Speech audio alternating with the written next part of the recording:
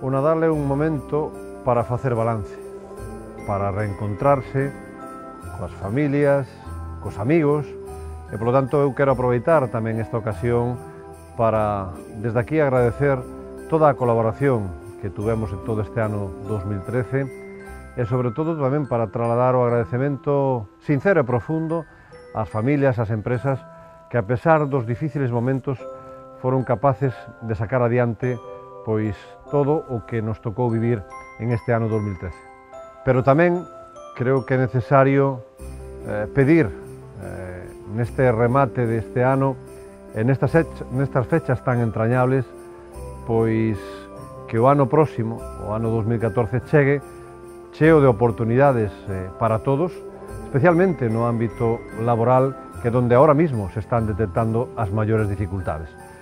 Por eso, como presidente da Diputación de Pontevedra, vos quero transmitir ese desexo a todos,